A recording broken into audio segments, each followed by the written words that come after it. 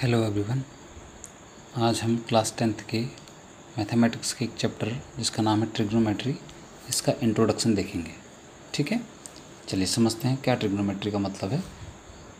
ठीक, तो अच्छा, ट्रिग्नोमेट्री जो शब्द है ये 3 शब्दों से मिलकर बना हुआ है, जिसमें एक आता है ट्राई, जिसको आप बोल सकते हैं मतलब 3, इसका मतलब क्या हुआ 3। ये जो बना हुआ है गोनो वर्ड, इसका मतलब है साइड्स। और ये जो मेट्री वर्ड बना है इसका मतलब है मेजरमेंट। ठीक है, तो बेसिकली ट्रिग्नोमेट्री का मतलब ये हुआ एक ऐसी फिगर जिसके 3 साइड है, उनका मेजरमेंट हमने करना है। अब 3 साइडों वाली फिगर जो होती है वो हम लोग को पता है कि वो क्या है हमारे पास, वो है हमारे पास ट्रायंगल।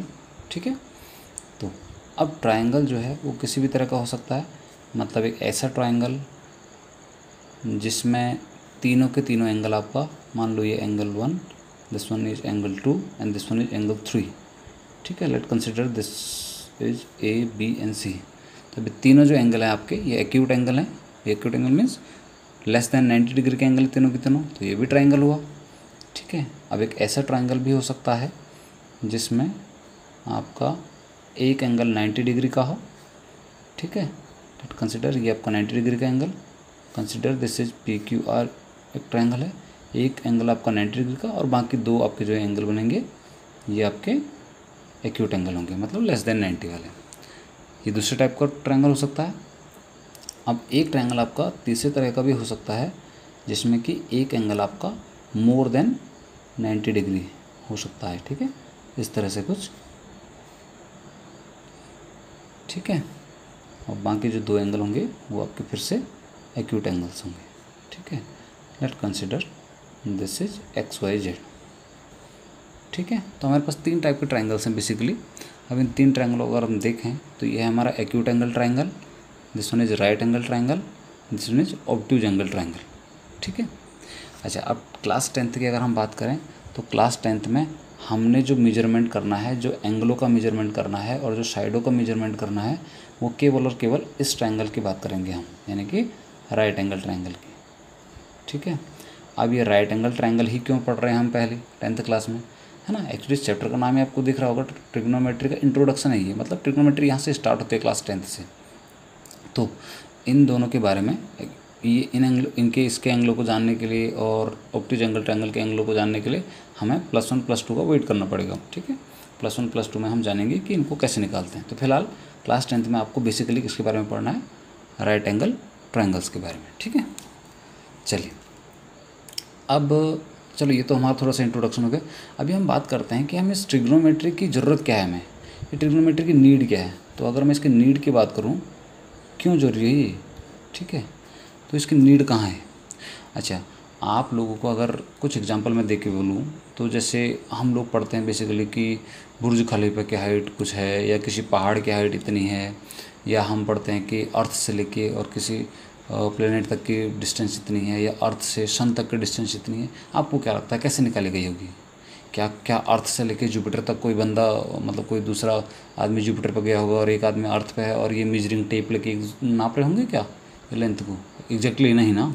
वैसे जैसे अगर मैं बुर्ज खलीफा बोलूँगी का, तो क्या एक बुर्ज खलीफा के ऊपर पीक पे जाके और एक नीचे बिल्कुल बॉटम पर रह के मेजरिंग टेप से उन्होंने इसकी लेंथ नापी होगी?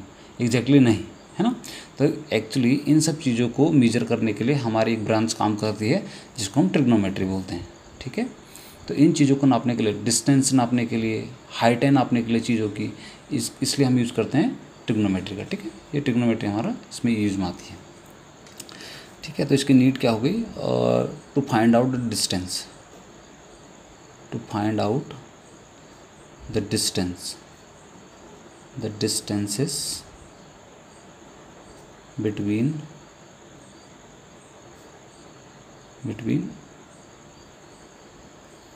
ऑब्जेक्ट्स के बीच की डिस्टेंस, या फिर आप बोल सकते हैं सेरेशल बॉडी जो होती हैं उनके बीच की डिस्टेंस नापने के लिए, है ना, या किसी ऑब्जेक्ट की हाइट नापने के लिए।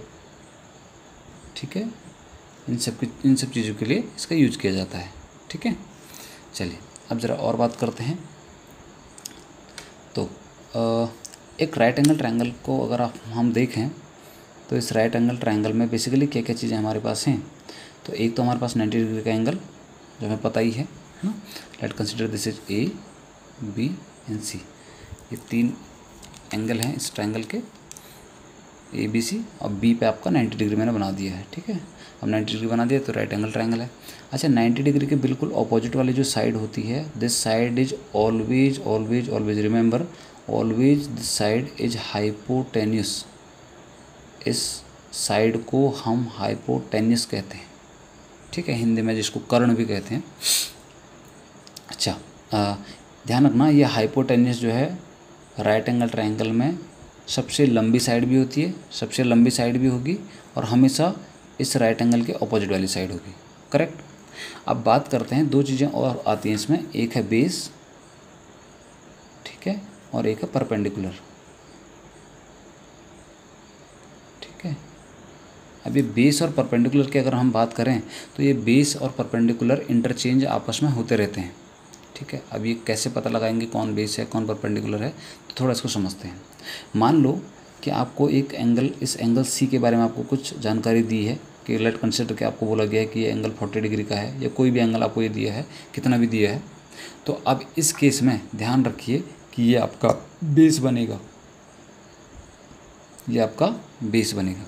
कैसे पहचानेंगे हम? आप एक काम करना, आप एक काम कीजिए कि ये जो लाइन दिख रही है आपको BC, अगर जिस लाइन के ऊपर 2 एंगल बने हैं, देखिए लाइन आपकी BC है, इस लाइन के ऊपर 2 एंगल, एक एंगल तो आपको ऑलरेडी मिला हुआ है 90 डिग्री का एंगल, है ना, और एक एंगल आपको ये BC लाइन के ऊपर ये दिख रहा है 40 डिग्री का। तो इस लाइन, जिस लाइन पर 2 एंगल बने हैं, वो लाइन आपकी हमेशा और हमेशा बेस होगी। ठीक है, अब हाइपोटेन्यूस आपके पास है, बेस आपके पास है, अब बचा आपके पास केवल परपेंडिकुलर, तो यानी कि rest of the side is your perpendicular. बाकी जो बची हुई साइड है वही आपकी क्या कहलाएगी? परपेंडिकुलर कहलाएगी। ठीक है, अब यही चीज़ मान लो कुछ ऐसे दी होती कि आपके पास राइट एंगल ट्रायंगल है, ठीक है, दिस इज़ 90 डिग्री एंगल, तो आपको पता है ये तो आपकी साइड है हाइपोटेन्यूस। ठीक है, consider this is PQR triangle. अब की बार मान लो कि आपको ये एंगल P दिया है, ठीक है, ये एंगल P आपको दिया हुआ है ऑलरेडी क्वेश्चन में। तो ध्यान रखना, इस P एंगल देने की वजह से अब ये P और Q जो आपकी साइड है, इसके ऊपर 2 एंगल बन रहे हैं। देखो, एक एंगल आपके 90 डिग्री का था पहले से ही, एक आपका P एंगल, तो ये आपका अब की बार क्या बन जाएगा? बेस बन जाएगा, और बाकी बची हुई साइड जो आपके नीचे बॉटम वाली साइड है, ये आपकी परपेंडिकुलर कहलाएगी। ठीक, आई होप इतना सबकी समझ में आ गया होगा। अब थोड़ा और आगे बढ़ते हैं, अब बात करते हैं हम ट्रिग्नोमेट्रिक रेशियोज की। ठीक है, बात करते हैं ट्रिगोनोमेट्रिक रेशियोज की। ठीक है, अब ट्रिग्नोमेट्रिक रेशियोज क्या है इनको ज़रा समझते हैं। तो मैं क्या करता हूँ, बारी बारी से हाइपोटेन्यूस के अपॉन में बेस रख देता हूँ, या आप ऐसा करते हैं, चलो इसको मान के चलते हैं कि ये ट्रायंगल मेरे पास ABC है। तो एक बार मैं क्या करता हूँ, अब मैं थोड़ा सिम्बलाइज फॉर्म में इनको लिख रहा हूँ। परपेंडिकुलर के लिए मैं सिम्बलाइज कर रहा हूँ P, बेस के लिए मैं सिम्बलाइज को सिम्बल कर रहा हूँ, मैं सिम्बलाइज कर रहा हूँ B से, और हाइपोटेन्यूस को सिम्बलाइज कर रहा हूँ मैं H से। ठीक है, तो एक रेशियो बनता है मेरा P/B, दूसरा रेशियो बनता है मेरा, एक बार मैंने P और B का रेशियो बना दिया, एक बार मैं P और H का रेशियो बनाता हूँ, तो बनेगा P/H, और एक बार मैं रेशियो बनाता हूँ H और B का। ठीक है, तो H/B, ये 3 आपके पास रेशियो हैं, और 3 बिल्कुल इसके रिवर्स रेशियो भी बनेंगे। ठीक है, 3 इसके रिवर्स रेशियो बनेंगे। रिवर्स मतलब आप इनको उल्टा कर दीजिए, एक बनेगा आपका B/P, एक बनेगा आपका H/P, और एक बनेगा आपका B/H। ठीक है, अब हमको बेसिकली ये समझना है कि हमारे पास ये जो रेशियो आए हैं इनको हम किस नाम से जानते हैं।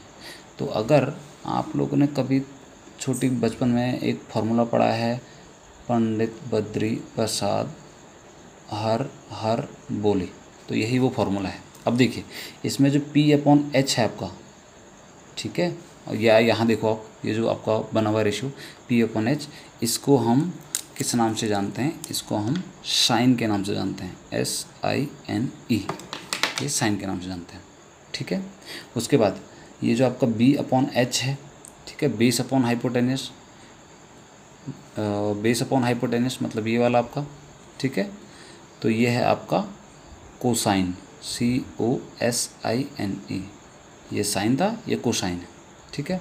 उसके बाद नेक्स्ट चलते हैं, तो ये है आपके पास देखो P/B, perpendicular upon base, perpendicular base ये है आपका फर्स्ट वाला, तो इसको बोलते हैं हम टेंजेंट, TANGENT, टेंजेंट, ठीक है।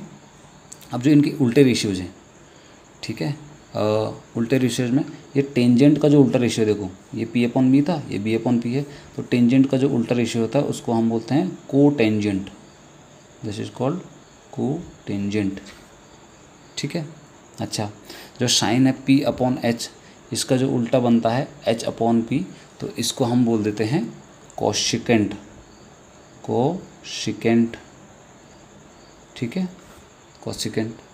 और जो आपका कोसाइन है यानी कि B/H, बेस अपॉन हाइपोटेनस, इसका जो उल्टा है हाइपोटेनस अपॉन बेस, ये देख रहे हो आपको, हाइपोटेनस अपॉन बेस, तो इसको बोलते हैं हम क्या, ये है हमारा क्या बचा हमारा, साइन हो गया, साइन, कोसाइन, टेंजेंट, कोटेंजेंट, अब क्या बचा आपका, हाँ सीकेंट हो गया हमारा, हाँ सीकेंट बचा है, ठीक है। तो ये है हमारा सीकेंट, ठीक है। अच्छा, अब आपने इनके शॉर्ट नाम सुने होंगे, sine, cos, tan, cot, sec, cosec करके, है ना। तो देखिए ये जो TAN है, इसका हमने 10 ले लिया तो ये बन गया 10, ये है साइन का, ये है सेक, सीकेंट से सेक बना, कॉटेंजेंट का कॉट, कॉसिकेंट का कोसैक, ठीक है, और कोसाइन का कॉस।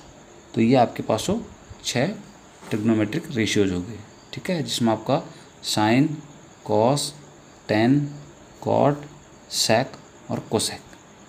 आई होप इतना सबके समझ में आ गया होगा। अब इसके बाद कल हम स्टार्ट करेंगे इसका एक्सरसाइज 1 8.1, ठीक है। I hope you all get this, thank you.